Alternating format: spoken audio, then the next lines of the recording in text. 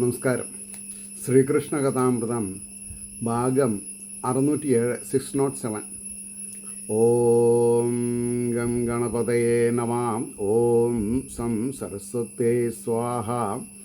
ഓം ശ്രീ ഗുരുഭ്യോ നമഃ. ഓം ശ്രീ രംഗനാഥശർമ്മണേ നമഃ. നാരായണ നാരായണ നാരായണ നാരായണ നാരായണ നാരായണ നാരായണ നാരായണ നാരായണ നാരായണ നാരായണ. ഓം ശ്രീകൃഷ്ണാർപ്പണമസ്തു. ഓം ശ്രീകൃഷ്ണായ പരബ്രഹ്മണേ നമഃ. ഓം ശ്രീകൃഷ്ണായ പരമാത്മനേ നമഃ. ഹരേ രാമ രാമ രാമ ഹരേ ഹരേ, ഹരേ കൃഷ്ണ കൃഷ്ണ കൃഷ്ണ ഹരേ ഹരേ. ശ്രീകൃഷ്ണ കഥാമൃതം ഭാഗം 607. ഇതിവിടെ 101 സർഗം നന്ദഗോപരുടെ ഉത്കണ്ഠ എന്നുള്ള സർഗമാണ് നടന്നുകൊണ്ടിരിക്കുന്നത്. അതിൽ 24ാമത്തെ ശ്ലോകം പറഞ്ഞു നിർത്തി. എന്തായിരുന്നു അത്? ഈ വണ്ണം അരുളി ചെയ്യും ഭഗവാനോട് യാദവൻ ചൊല്ലിനാൻ, നിങ്ങളെ കൂടാതണയില്ല ഗൃഹത്തിൽ ഞാൻ. നിങ്ങളെ ഇവിടെ എന്താണെന്ന് പറയുക, വഴിയിൽ വിട്ടിട്ട് ഞാൻ വീട്ടിലേക്ക് പോവില്ല. ഷടിച്ചു പറഞ്ഞു ആരെ? അക്രൂരൻ. അത് കഴിഞ്ഞിട്ട് പറയണോ, ജ്യേഷ്ഠൻ ചങ്ങാതിമാരെന്നല്ല എല്ലാവരും മലിഞ്ഞുടൻ അവിടേക്കെന്നെഴുന്നള്ളിയിടണം എൻ ദീനവത്സലാം. അതായത് ശ്രീകൃഷ്ണനോട് പറയാണ്, കൃഷ്ണ, അങ്ങും അങ്ങയുടെ സഹോദരൻ ബലരാമസ്വാമിയും സ്നേഹിതന്മാരും കൂടി എല്ലാവരും എൻ്റെ വീട്ടിലേക്ക് വരണം. ജ്യേഷ്ഠൻ ചങ്ങാതിമാരെന്നല്ല എല്ലാവരും അലിഞ്ഞുടൻ അവിടേക്ക് ഒന്ന് എഴുന്നള്ളിയിടണം എൻ ദീനവത്സല. ദീനതയുള്ളവരെ വാത്സല്യത്തോടു കൂടി കെയർ ചെയ്യുന്ന ആളാണ് ഭഗവാൻ. അപ്പം നമ്മൾക്കൊരു ദീനം വേണം. അതെന്തായിരിക്കണം? ശാരീരികമോ മാനസികമോ ആവരുത്. ആധ്യാത്മിക പുരോഗതി ഇല്ലല്ലോ ഭഗവാനെ, എന്നെ ചേർത്ത് പിടിക്കണമേ എന്ന് പ്രാർത്ഥിക്കണം. എന്ന് പ്രാർത്ഥിച്ചാൽ ഭക്തവത്സലൻ ദീനവത്സലൻ നമ്മളെ കൈവിടില്ല എന്ന് സാരം. അപ്പോൾ ഗൃഹസ്ഥരാം ഞങ്ങൾ മേവും ഭവനങ്ങൾ മഹാപ്രഭു ശുദ്ധീകരിക്കണം തൃക്കാൽ പൊടിയാലൊന്നു മാധവ. ഹേ മാധവ, ഗൃഹസ്ഥന്മാരായിട്ട് ജീവിത സന്ധാരണം ചെയ്തു പോകുന്ന എന്നെ പോലെയുള്ള ആൾക്കാരുടെ നന്മയ്ക്ക് വേണ്ടി ഞങ്ങളുടെ പ്രഭവസ്ഥാനം അങ്ങാണ്, അങ്ങിലേക്ക് എത്തണം. അതിനെ ശുദ്ധീകരിക്കണം. ഗൃഹസ്ഥരാം ഞങ്ങൾ മേവും ഭവനങ്ങൾ മഹാപ്രഭോ ശുദ്ധീകരിക്കണം തൃക്കാൽ പൊടിയാലൊന്നു മാധവ. ഹിംസയെമ്മട്ടിലും പറ്റും ഗൃഹസ്ഥന്മാർക്കു നിത്യവും. ഹിംസയെമ്മട്ടിലും പറ്റും ഗൃഹസ്ഥന്മാർക്കു നിത്യവും. ഇവിടെ സാധാരണക്കാർക്ക് മനസ്സിലാവാത്തൊരു കാര്യമുണ്ട്. സാധാരണക്കാർക്ക് ആലോചിക്കാനും കൂടിയും പറ്റില്ല. കാരണം പഞ്ചയജ്ഞം അതിൽ ഒരു കാര്യമുണ്ട്. എന്താ കാര്യം ചോദിച്ചാൽ, പണ്ടൊക്കെ അത്യാവശ്യം എന്താണെന്നാ പറയുക, ദാരിദ്ര്യമില്ലാതെ കണ്ട് അല്ലെങ്കിൽ സമൂഹത്തിൽ നല്ല നിലയിൽ ജീവിക്കുന്ന ആൾക്കാർ കുറച്ചുകൂടി ധർമ്മിഷ്ഠരായിരിക്കും. എങ്ങനെയാ ചോദിച്ചാൽ, ആദ്യം കോരുന്ന വെള്ളം, അതായത് ഈ കിണറ്റിൽ നിന്ന് കോരുന്ന വെള്ളം ഉപയോഗിക്കില്ല. അതെന്താ ചെയ്യുക? അത് ഒന്നാമത് ഈ ബക്കറ്റ് ആട്ടിമുക്കി അത് കോരിയതിൻ്റെ ശേഷം ചെല്ലടയുടെ മുകളിലേക്ക് ഒഴിക്കും. ചെല്ലട എന്ന് പറഞ്ഞിട്ടുണ്ടെങ്കിൽ ചകട എന്ന് പറയാം. ചകടയുടെ മുകളിലേക്ക് ഒഴിക്കും. കാരണം തലേ ദിവസം വല്ല പല്ലിയോ അല്ലെങ്കിൽ പാറ്റയോ അല്ലെങ്കിൽ 8 കാലിയോ ഉണ്ടെങ്കിൽ അവയെ ശുദ്ധാക്കണം, അവയെ കളയണം. അതിപ്പോൾ രാത്രി 3-3:30 മണി 4 മണിക്കൊക്കെ എണീറ്റിട്ടാവും വെള്ളം കോരുക അടുക്കള കിണറ്റിന്ന്. അങ്ങനെ നോക്കുമ്പോൾ എന്ത് ചെയ്യും? ആ വെള്ളം അത് തൂത്താൽ ചകട ക്ലീനായി, ശുദ്ധമായി. പിന്നെ രണ്ടാമത്തെ കോരണതാണ് ഉപയോഗിക്കുക. അതേപോലെ അരി വെന്തു നോക്കിയാൽ ഒരിക്കലും ആ വെന്ത അരി, കയ്യിലുള്ള അരി ചുറ്റും പാത്രത്തിലിടില്ല. അത് നേരെ തീയിലിടുക. കാരണം എന്താ ചോദിച്ചിട്ടുണ്ടെങ്കിൽ, വിറക് കൂട്ടി തീ കത്തിക്കുന്ന സമയത്ത് വിറക് കത്തുന്ന അറ്റം അടുപ്പിൻ്റെ ഉള്ളിൽ, അത് കത്താൻ ബാക്കിയുള്ള അറ്റം ഈ അടുപ്പിൻ്റെ പിന്നെ പുറത്താവും. അവിടെ പുക വരും. കാരണം എന്താ പുക വരും എന്ന് പറയാൻ കാരണം, ചില മരങ്ങൾ കനുള്ള മരങ്ങളായിരിക്കില്ല. അപ്പോൾ അതിൽ പിന്നെന്താണെന്ന് പറയുക ദ്വാരങ്ങളുണ്ടാവും. ആ ദ്വാരങ്ങളിൽ കൂടെ പുക ഇവിടെ വരും. അപ്പോൾ അതിൽ ചില ജീവികളുണ്ടാവും, ചതലോ അല്ലെങ്കിൽ മരം കാർന്ന് തിന്നുന്ന ജീവികളുണ്ടാവും. അവരൊക്കെ സ്വാഹ സ്വാഹ സ്വാഹ തീയിൽ പോവും. അപ്പോൾ അതിനുള്ള ഒരു പരിഹാരം എന്നുള്ള നിലയ്ക്ക് ഈ കൈ കൊണ്ട് വെന്തുവോ എന്ന് നോക്കുന്ന വറ്റെടുത്ത് എന്ത് ചെയ്യും, മന്ത്രമൊന്നുമില്ല, അത് വെറുതെ തീയിലേക്കിടും. അപ്പോൾ അവിടെ ഒരു യജ്ഞം നടന്നു എന്നാണ്, ഒരു ഹോമകുണ്ടത്തിലൊരു യജ്ഞം നടന്നു എന്നാണ്. എന്തിന്? അപ്പോൾ ഈ വിറക് കത്തുമ്പോൾ അറിയാതെ കണ്ട് പിന്നെ ഹിംസിക്കപ്പെടുന്ന ജീവികളുടെ ആത്മാവിന് ശാന്തി കിട്ടുന്നത് ഏതർത്ഥം ചെയ്യപ്പെടുക. ഇതാണ് സാധാരണക്കാർക്ക് മനസ്സിലാവില്ല എന്ന് പറയാൻ കാരണം. അപ്പോൾ ഇവിടെ ഹിംസ എമ്മട്ടിലും പറ്റും ഗൃഹസ്ഥന്മാർക്കോ നിത്യവും. ജനലും വാതിലും ഒക്കെ വലിയ ചൂലുകൊണ്ട് അടിക്കും. കാരണം അതിൽ വല്ല മാറാലൊക്കെ ഉണ്ടെങ്കിൽ പോകണം. അപ്പോൾ ചിലപ്പോൾ എട്ടുചാലിയൊക്കെ പോയി എന്ന് വരും, മരിച്ചു എന്ന് വരും. അപ്പോൾ ഇത്രയും ഗഹനമായിട്ട് സാധാരണ നിലയ്ക്കുള്ളവരെ ഉദ്ധരിക്കാൻ ഉതകുന്ന ശ്ലോകങ്ങൾ എങ്ങനെ മനസ്സിലാവും? സത്സംഗങ്ങളിൽ കൂടെ മാത്രമേ മനസ്സിലാവുള്ളൂ. അല്ലാണ്ട് ഹിംസ എമ്മട്ടിലും പറ്റുമെന്ന് പറഞ്ഞാൽ ദിവസത്തിൽ 3 കോഴി വാങ്ങി തിന്നണത് അപ്രൂവ് ചെയ്തു എന്നല്ല, അറിയാതെ കൊണ്ട് പറ്റണതാണെന്നുള്ളത് സാരം. നിൻ പാദതീർത്ഥം മുറ്റീടിൽ അതിൽ പാപകമകന്നുടൻ. നിൻ പാദതീർത്ഥം, പണ്ടുള്ളവർ വീട്ടിലേക്ക് വരുമ്പോൾ ഒരു ഉമ്മർത്ത് കോലായ എന്നൊക്കെ പറയും, അവിടെ ഒരു കിണ്ടിയും വെള്ളം വയ്ക്കാൻ സ്വഭാവമുണ്ട്. അപ്പോൾ അങ്ങ് എൻ്റെ വീട്ടിലേക്ക് വന്ന് കാല് കഴുകുമ്പോൾ നിൻ പാദതീർത്ഥം മുറ്റീടിൽ അതിൻ പാപമകന്നുടൻ. ഈ ഗൃഹസ്ഥന്മാർക്ക് ഹിംസ എമ്മട്ടിലും പറ്റുന്നുള്ള പാപം തീരും. പിതൃക്കളും ദേവകളും അഗ്നിയും പരിതുഷ്ടരാം. നമ്മൾ നിത്യജീവിതത്തിൽ ആരേനൊക്കെ പൂജിക്കണം? പിതൃക്കളെ, ദേവകളെ, അഗ്നി, ആ 3 എണ്ണത്തിനെയും സന്തോഷിക്കണം.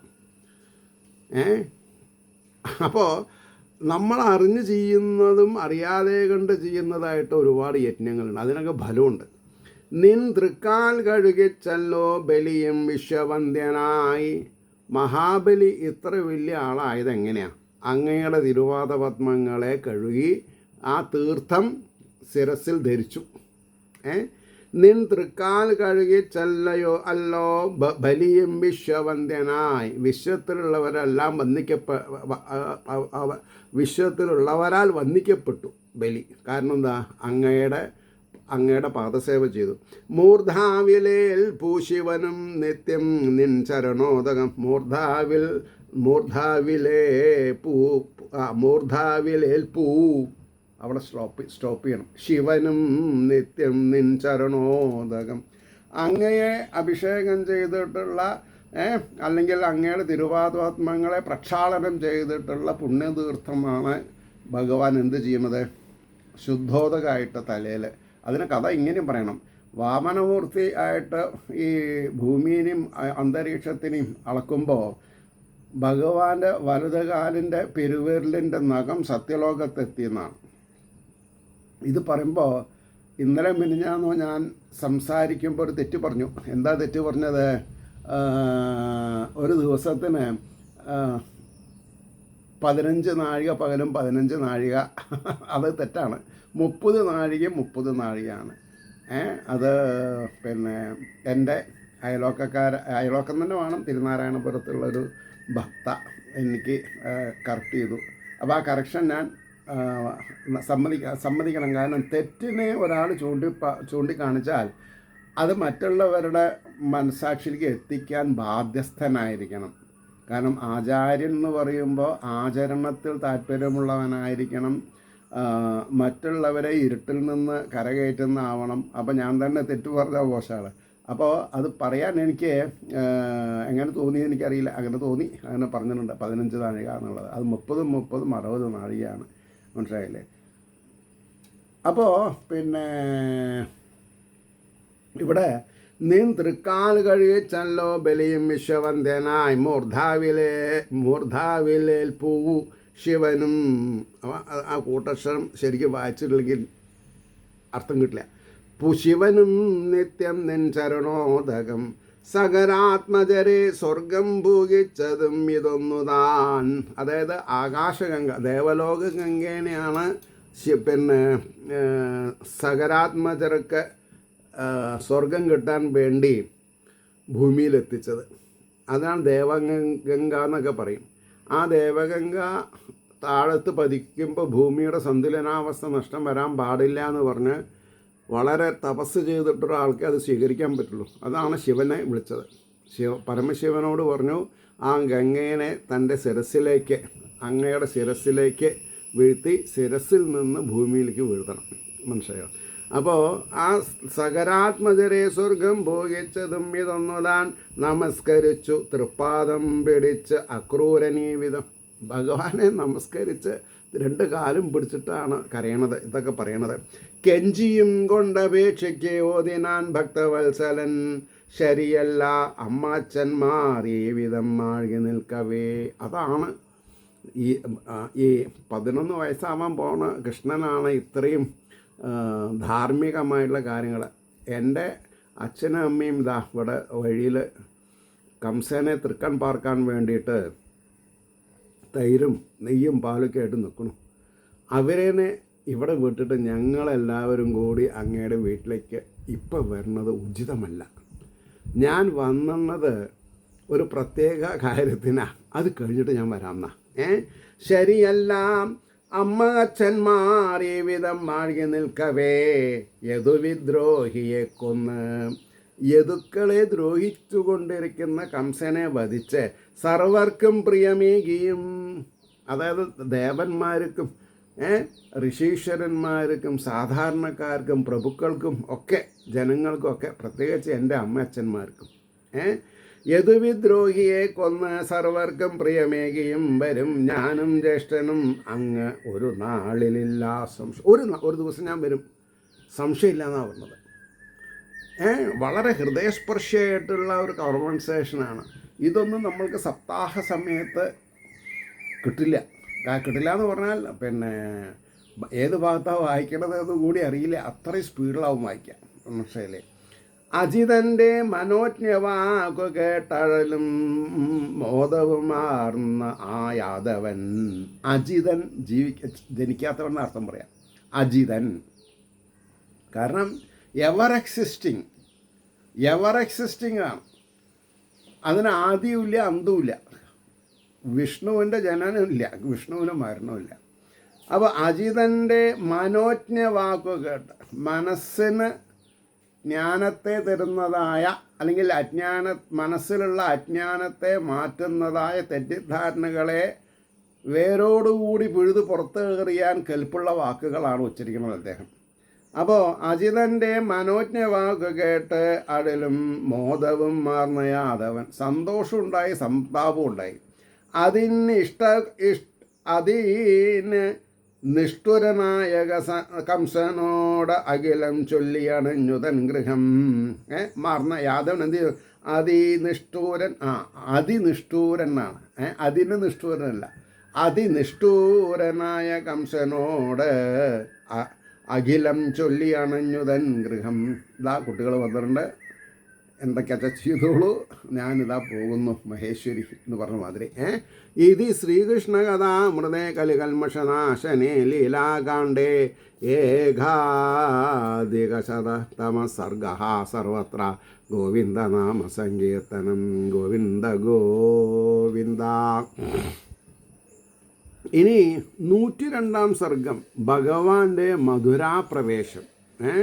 ആരേനൊക്കെ ഭഗവാൻ കാണണു, ആരേനൊക്കെ ഭഗവാൻ അനുഗ്രഹിക്കണു, ആരേനൊക്കെ നശിപ്പിക്കണു, സ്വർഗം പോകണു, ശിക്ഷിക്കണു എന്നൊക്കെയുള്ള കാര്യങ്ങൾ വളരെ ഗംഭീരമായിട്ട് ഭഗവാന്റെ മധുരാപ്രവേശം. പാൽച്ചോറുമുണ്ടഗ്രജനോടുമൊപ്പം. അപ്പോൾ അവിടുന്ന് കരുതിയിട്ടുണ്ട്, പാൽച്ചോറൊക്കെ വണ്ടിയിൽ വെച്ചിട്ടുണ്ട്. ഏതായാലും എത്തി പൂങ്കാവനത്തിലൊരു സ്ഥലത്ത് ഒരു മരച്ചോട്ടിലൊക്കെ ഇരുന്ന് കയ്യും കാലൊക്കെ കഴുകി ആഹാരം കഴിക്കുകയാണ്. പാൽ ചോറുമുണ്ട് അഗ്രജനോടൊപ്പം പരാൽപരൻ പട്ടണക്കാന്തി കാൺമാൻ ഉത്സാഹമാർന്ന് അച്ഛനോട് ആജ്ഞ വാങ്ങി. ഇവിടെയൊക്കെ ഗുണപാഠങ്ങളാണ്. എന്താ? പ്രായപൂർത്തിയാവാത്ത മക്കൾ അച്ഛൻ്റെ ഒപ്പം അന്യസ്ഥലത്ത് പോയാൽ ഏത് സ്ഥലം ചുറ്റിത്തിരിഞ്ഞ് കാണണമെങ്കിലും അച്ഛനോടും അമ്മയോടും അനുജ്ഞ വാങ്ങിയിട്ട് വേണം പോകാൻ. അതാണ് ഉത്സാഹമാർന്ന് അച്ഛനോട് ആജ്ഞ വാങ്ങിയിറങ്ങിനാൻ തൻ്റെ സഖാക്കളോടും. കനക്കവെത്തൂർ മലർ നല്ല പോലെ വെത്തൂർ മലർ നല്ല പോലെ വിരിച്ചൊരാ വിസ്മൃത രാജമാർഗം. കനക്കവേ തൂമലർ നല്ല പോലെ ഞാൻ പരിങ്ങണം ഇവിടെ. കനക്കവേ തൂമലർ നല്ല പോലെ. അതായത് ധാരാളം പുഷ്പം വിതയിട്ടുള്ള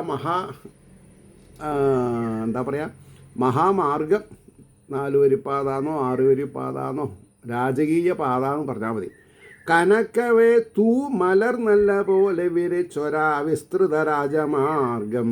ആ വിസ്തൃതം എന്നുള്ളതിനാണ് 4 6 8 ഒക്കെ ഭാവന ചെയ്യാം. ഇളം കുരുത്തോലകൾ തോരണങ്ങൾ. അപ്പോൾ കംസൻ നന്നായിട്ട് രാജമാർഗം അടിച്ച് തെളിച്ച് പൂക്കളൊക്കെ വെതറി വാസനദ്രവ്യങ്ങളൊക്കെ ഉപയോഗിച്ചിട്ടുണ്ട്. പിന്നെ ഈ മാവിൻ്റെയും ആലിൻ്റെയും ഇലകളൊക്കെ വെറ്റില പോലെയായിട്ടുള്ള അതൊക്കെ തൂക്കിയിട്ടുണ്ട്. പിന്നെ ധാരാളം കുരുത്തോലകൾ.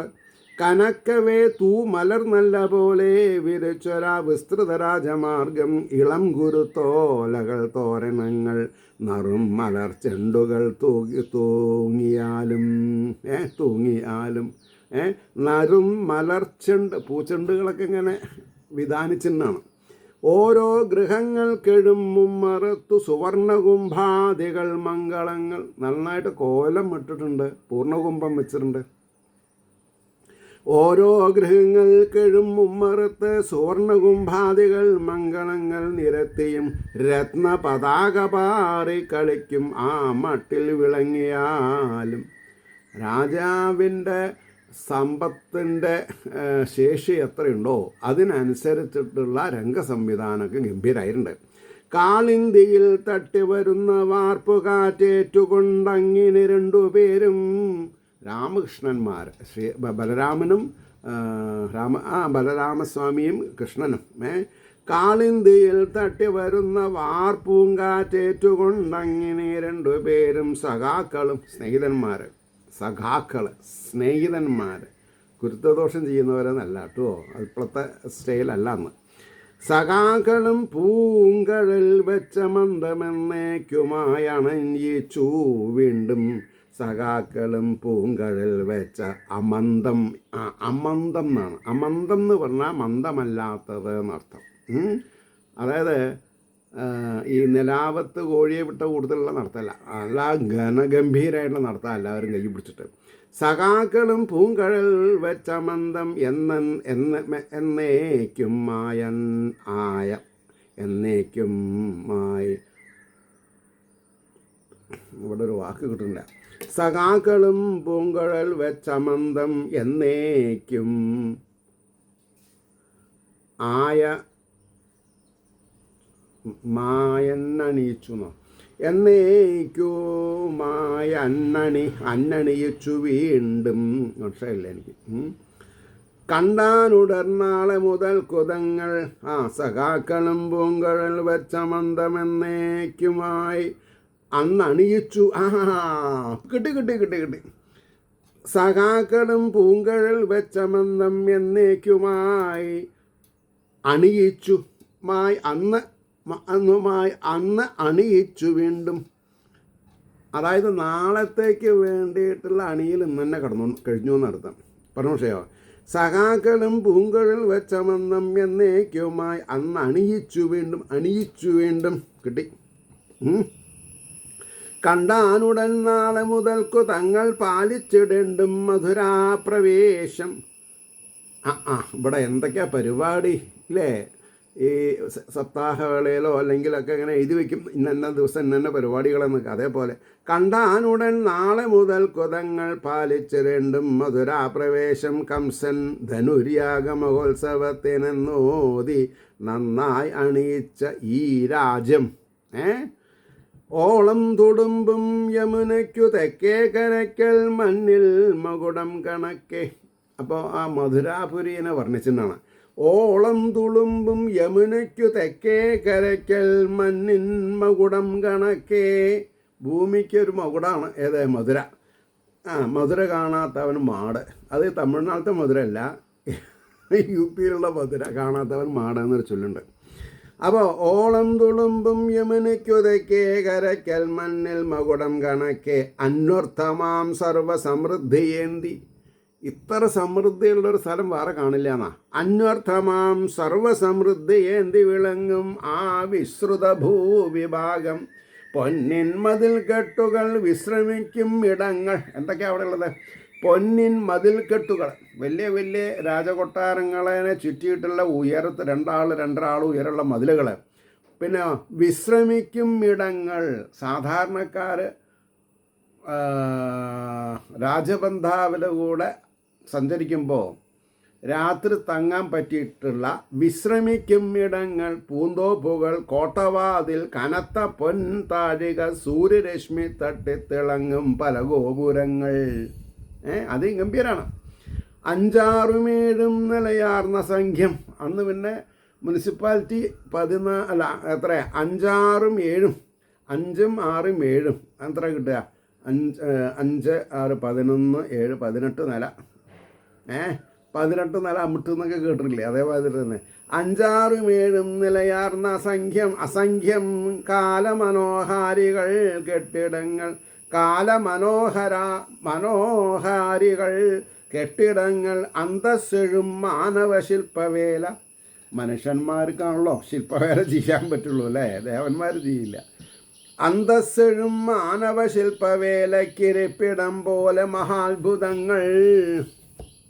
അവയ്ക്ക് അണിപ്പൊൻകുറിയെന്ന പോലെ കംസന്റെ കൊട്ടാരം അതിപ്രധാനം. വിൺമുട്ടി വിശ്വാത്ഭുത വസ്തുവായി. വിൺമുട്ടി, ആകാശം മുട്ടുന്ന ഉയരത്തിലുള്ള വിൺമുട്ടി. വിശ്വാത്ഭുതം, വിശ്വത്തിലെ ഈ ലോകത്ത് അത്ഭുതം കൂർന്ന ഒന്നാണ് കംസമന്ദിരം. വിൺമൂട്ടി വിശ്വാത്ഭുത വസ്തുവായിട്ടെണ്ണപ്പെടേണ്ടും വിധം അത്യുദാരം. പീരങ്കി, പെട്ടെന്ന് ആൾക്കാർക്ക് വന്ന് അങ്ങനെ കൊള്ളടിക്കാനൊന്നുമില്ല. പീരങ്കി വാൾ തൊട്ടഴും ആയുധങ്ങൾ ഉടക്കി വയ്ക്കും പല യന്ത്രശാല. കുന്തങ്ങൾ കൈകൊണ്ടു തുറിച്ചു നോക്കും പട്ടാളമുൾ തെങ്ങിയ പാർപ്പിടങ്ങൾ. അതായത് പരിചയക്കാരനെ കണ്ടാൽ കുന്തം കൊണ്ട് പ്രഹരിക്കാനുള്ള പെർമിഷൻ ഉണ്ട് അവർക്ക്. തുറച്ച് നോക്കണമെന്നാണ് പറഞ്ഞത് ആൾക്കാർ. തങ്കത്തലപ്പാവുകൾ, കുണ്ടലങ്ങൾ, ഓരോരുത്തരുടെ ഡ്രസ് കോഡ്. തങ്കത്തലപ്പാവുകൾ, പൊൻകിരീടം എന്നൊക്കെ വേണം പറയാൻ. കുണ്ടലങ്ങൾ, വെൺചന്ദനക്കുറി, പട്ടുവസ്ത്രം ധരിച്ച് സൗഭാഗ്യമി എന്ന അസംഖ്യം ജനങ്ങൾ അങ്ങിങ്ങു നിറഞ്ഞതായും. നല്ല കോഴിക്കോട് മിഠായി തെരുവിനെ പറ്റി പറഞ്ഞ കൂടുതലാണ് ഓണത്തിന്. അപ്പോൾ ധരിച്ചു സൗഭാഗ്യമി എന്ന അസംഖ്യം ജനങ്ങൾ അങ്ങിങ്ങു നിറഞ്ഞതായും മഹാർഹര രത്നാഭരണങ്ങളാർന്ന് രത്നാഭരണങ്ങളാർന്ന് മഞ്ജീരഘോഷത്തൊടുമങ്ങുമിങ്ങും. മഞ്ജീരഘോഷം വളരെയധികം അത്ഭുതം കൂറുന്നതായ, മനസ്സിന് ഇണക്കമുള്ള ഘോഷത്തൊടുമങ്ങുമിങ്ങും വരാന്തതൻ മുകളിൽ അതീവം ഇന്നും അന്തഃപുര സ്ത്രീകൾ നടപ്പതായും. വളരെ ശ്രദ്ധിക്കേണ്ട കാര്യമാണ്. ഇപ്പം ഈ തൃപ്പൂണിത്തുറ ഉത്സവത്തിനൊക്കെ പോയിട്ടുണ്ടെങ്കിൽ 1ാം നിലയിലും 2ാം നിലയിലൊക്കെ അന്നത്തെ രാജകീയ പ്രൗഢിയിൽ ജീവിക്കുന്ന കാലത്ത് അന്തഃപുര സ്ത്രീകൾക്ക് ഇരുന്ന് ഈ തൃപ്പൂണിത്തുറ ഉത്സവം കാണാനുള്ള രീതിയിലാണ് അതിൻ്റെ ആനക്കൊട്ടിലും കാര്യങ്ങളൊക്കെ. മനസ്സിലായോ? അപ്പോൾ ചെറിയ കിളിവാതിലല്ല, തുറന്ന അഴികളാണ്. അപ്പോൾ അവർ നടക്കണത് നമുക്ക് കാണില്ല, അവർക്ക് നമ്മളെ കാണും ചെയ്യും. അപ്പോൾ വരാന്തതൻ മോളിൽ അതീവം ഇന്നും അന്തഃപുര സ്ത്രീകൾ നടപ്പതായും സുവർണരത്നാഭരണങ്ങൾ വിൽക്കും ഇടങ്ങൾ വമ്പേന്തിയ ധാന്യശാല. അതായത് ഈ ആഹാര പദാർത്ഥങ്ങളൊക്കെ അതായത് ധനധാന്യങ്ങളൊക്കെ സൂക്ഷിച്ചിട്ടുള്ള മാർക്കറ്റുകൾ, സുവർണരത്നാഭരണങ്ങൾ വിൽക്കും ഇടങ്ങൾ വമ്പേന്തിയ ധാന്യശാല, പച്ചക്കറി ചന്തകൾ, പട്ട് ജൗളി വ്യാപാരം എന്ന് പറഞ്ഞാൽ ടെക്സ്റ്റൈൽ എന്നാണ്. ജൗളി വ്യാപാരം അതിപ്പോൾ പുതു ജനറേഷൻ അറിയില്ല. ജൗളി വ്യാപാരം, പട്ട് ജൗളി വ്യാപാരം ഈ മട്ടിൽ സമൃദ്ധിക്ക് ഒരു കമ്മിയില്ല. ആമാടയും നാണിവും അട്ടിയായി അടുക്കി വെച്ചിടുകയാം ചിലേടം. അതായത് താടത്തുനിന്ന് പിന്നെ തട്ട് തൊടുന്ന മാതിരി ചാക്കുകൾ ഇങ്ങനെ അടുക്കി വയ്ക്കുക. അതിനാണ് ആ മാടയും നാണ്യവും അട്ടിയായി അടുക്കി വെച്ചിടുകയാം ചിലേണം. പൊൻപണ്ടമോരോന്നുമുടൻ പൊതിഞ്ഞു വെച്ചിടുകയാം ചിലേളം. പിന്നെ എന്താ പറയുക, ആഭരണങ്ങളൊക്കെ ഇങ്ങനെ പൊതിഞ്ഞു വെക്കണ സ്ഥലങ്ങൾ. കിടാങ്ങളെ ഗായകർ വന്നു സപ്തസ്വരങ്ങൾ ചൊല്ലിക്കുകയാം ചിലേടം. ചിലയിടത്ത് പാട്ട് പഠിപ്പിക്കുന്നുണ്ടാണ്. അത് ആവശ്യമാണെന്നാണ് ഇതിൽ നിന്ന് നമ്മൾ മനസ്സിലാക്കേണ്ടത്. പാട്ട് പഠിക്കുക, അതിന് സപ്തസ്വരങ്ങൾ തന്നെ പഠിച്ചിട്ട് വേണം പാട്ട് പഠിക്കുക. അല്ലാണ്ട് പച്ചമാങ്ങ എന്നുള്ള പാട്ടൊന്നും അല്ല അന്നത്തെ കാലത്ത്. സാരി ഗ മ പ ത നീ, സാരി ഗ മ പ ത നീ, ഈ 7 സ്വരങ്ങളെ കൊണ്ട് അതാണ് അത് പെൺ തയ്യൽമാർ കിടാങ്ങളെ ഗായകർ വന്ന് സപ്തസ്വരങ്ങൾ ചൊല്ലിക്കുകയാം ചിലേണം. പിന്നെ പെൺ തയ്യൽമാർ കുറച്ചുകൂടി വളർന്നവരെ വീണയെടുത്ത് മീട്ടിത്തുടങ്ങി മൂളിയിടുകയാം ചിലേളം.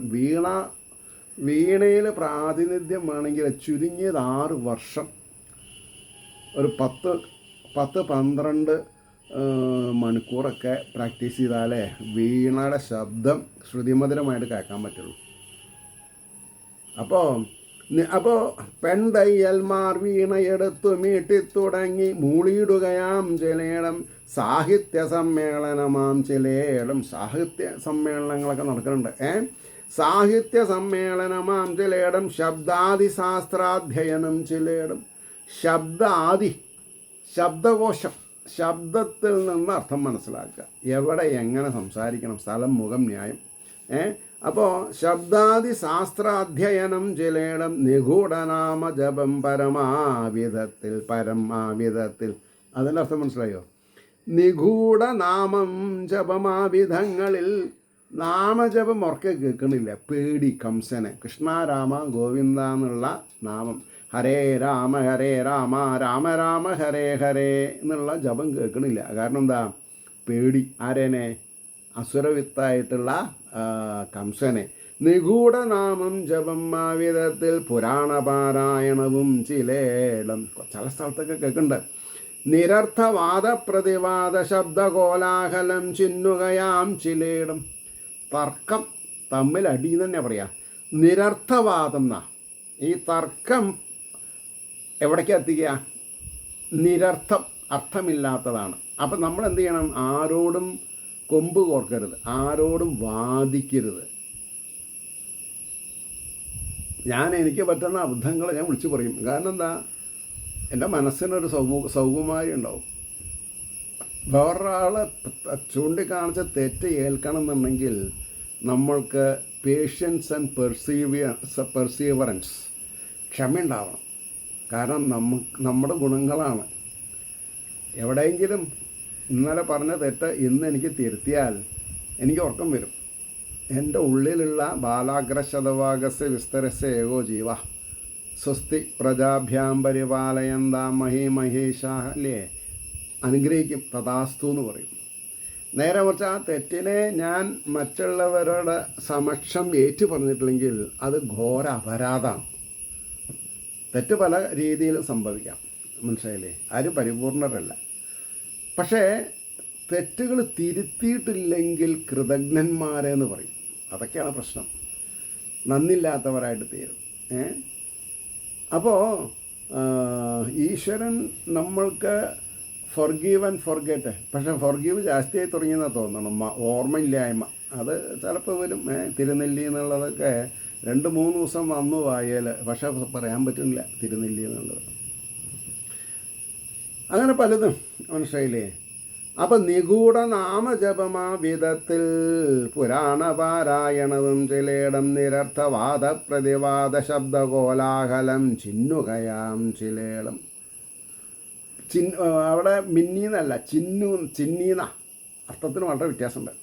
പഠിക്കൽ വന്ന് അങ്ങ് അയൽ വീട്ടുകാരെ പഴിക്കയാം പാമരർ മറ്റൊരേടം.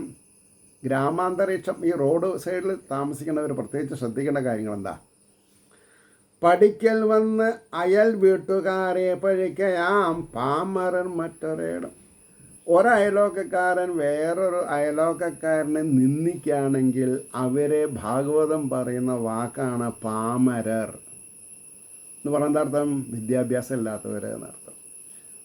അയലോക്കക്കാരനെ നിന്ദിക്കാൻ പാടില്ല. കാരണം എന്താ? അവൻ തെറ്റ് ചെയ്തിട്ടുണ്ടെങ്കിൽ അതിനുള്ള കൂലി ഈശ്വരൻ കൊടുക്കും. നമ്മൾ പറയണ്ട, നമ്മൾ പോയി ശേഷം ചോദിക്കണ്ട. ഇതൊക്കെ എന്താണെന്നാ പറയുക, വളരെ ഗൗരവമായിട്ട് മനസ്സിലാക്കേണ്ട കാര്യങ്ങളാണ്. പഠിക്കൽ വന്ന് അങ്ങ് അയൽ വീട്ടുകാരെ പഴിക്കയാം പാമരർ മറ്റൊരേടം. എൻ്റെ കോഴി എൻ്റെ മത്തൻ വിത്ത് കൊത്തി, ഇങ്ങനെയൊക്കെ പറഞ്ഞിട്ട് ശണ്ട ഉണ്ടാവുക. ഈ കോഴിക്ക് അറിയോ ഇത് ആരുടെയാണെന്നുള്ളത്? അത് ചെനയ്ക്ക് കിട്ടിയ വിത്ത് തിന്നു, അത്രേ ഉള്ളൂ. അതിനാണ് ഈ മത്തൻ കുത്തിയിട്ടാൽ അത് മുളച്ച് വള്ളി ആവണ വരെ ഇല്ലിപ്പട്ടിൽ വെക്കുന്നൊരു സംസ്കാരം ഉണ്ടായിരുന്നു. ഇല്ലിപ്പട്ടിലേക്ക് കോഴി കയറില്ല, കാല് കൊടുക്കും. അല്ലെങ്കിൽ പട്ട, തെങ്ങിൻ്റെ പട്ട ഇടും. പട്ട ഇടുമ്പോൾ എന്താ, മണ്ണിന്ന് കിളിർത്ത് വരുന്ന മത്തൻ്റെ വിത്ത് ഈ ഓലകളുടെ ഇടയിൽ കൂടെ പുറത്തേക്ക് വരും. അപ്പോൾ ഇതിനൊക്കെ ഒരു എക്സ്പീരിയൻസ് കാലം കൊണ്ട് അനുഭവിക്കേണ്ട കാര്യങ്ങളുണ്ട്. ഇപ്പോൾ എനിക്ക് എൻ്റെ ജീവിതത്തിൽ ആദ്യത്തെ 22 വർഷം പട്ടാമ്പി പടിഞ്ഞാറേമഠം ദേവസ്വം ഗുരുവായൂരപ്പൻ ക്ഷേത്രത്തിലെ മാനേജറുടെ മകൻ എന്നുള്ള നിലയ്ക്കും ശേഷം 3 കൊല്ലം എക്സിക്യൂട്ടീവ് ഓഫീസർ എന്നുള്ള നിലയ്ക്കൊക്കെ ഞാൻ പെരുമാറിയതിലുള്ള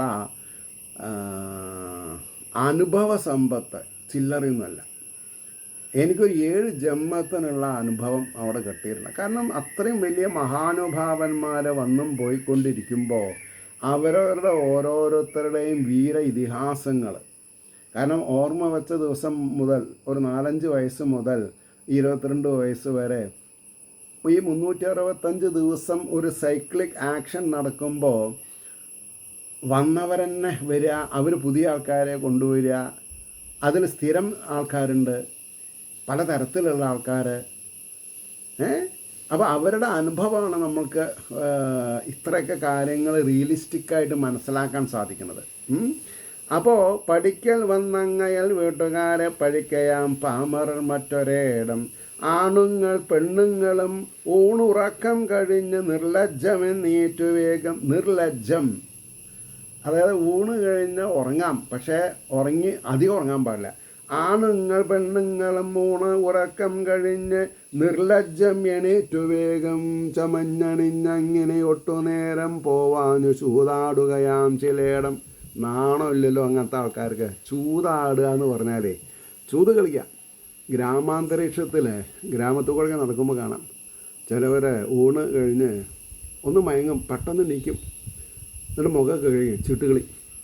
അതിൽ തായം കളിക്കണവരുണ്ട്, പകട കളിക്കണവരുണ്ട്, ചൂത് കളിക്കുന്നവർ, അച്ഛനും മകനും ഇരുന്നിട്ട് തന്തയ്ക്ക് വിളിക്കണ ആൾക്കാർ.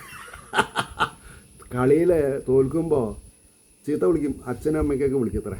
അതാണ് ഇവിടെ പറഞ്ഞത്. ചമഞ്ഞണിഞ്ഞ അങ്ങനെ ഒട്ടുനേരം ചൂത് കളിക്കരുത്. തമാശയ്ക്ക് അകത്ത് കളിക്കാതല്ലാതെ യങ്സ്റ്റേഴ്സ് പുറത്ത് വന്ന് കളിക്കാൻ പാടില്ല. ചമഞ്ഞണിഞ്ഞങ്ങനെ ഒട്ടുനേരം പോവാഞ്ഞ്. അപ്പോഴും ഭാഗവതം വായിക്കില്ല എന്നർത്ഥം, പഠിക്കില്ല, സ്വാധ്യായം ചെയ്യില്ല. പോവാഞ്ഞ് ചൂതാടുകയാം ചിലേടം. അന്നേരമാണ് വഴിയോട് മിന്നും നീലാംബുദ ശ്യാമള കോമളാങ്കൻ. അപ്പോൾ ആ പട്ടണത്തിലത്തെ വിശേഷമൊക്കെ പറഞ്ഞു. അന്നേരമാണ് ആ വഴിയോടെ മിന്നും നീലാംബുത ശ്യാമളകോമളാങ്കൻ. ഭഗവാൻ എങ്ങനെയാണ് വർണ്ണിച്ചിരുന്നത്? നീലാംബുത ശ്യാമളകോമളാങ്കൻ ചങ്ങാതിമാരും ബലരാമനും ചേർന്ന് വമ്പാർന്നെഴുന്നെള്ളിയതച്യുത അത്യുദാരൻ. ഉദാരനാണ് അദ്ദേഹം. എല്ലാവരെയും വഴിയിലുള്ളവരെ, വഴി കൂടെ പോണവരെയും ആ വഴിയിൽ ഈ നടന്നു പോകുന്ന കുമാരന്മാരെ കാണുമ്പോൾ അവരേനൊക്കെ അനുഗ്രഹിക്കുകയും ചെയ്യാൻ വേണ്ടിയിട്ടാണ്.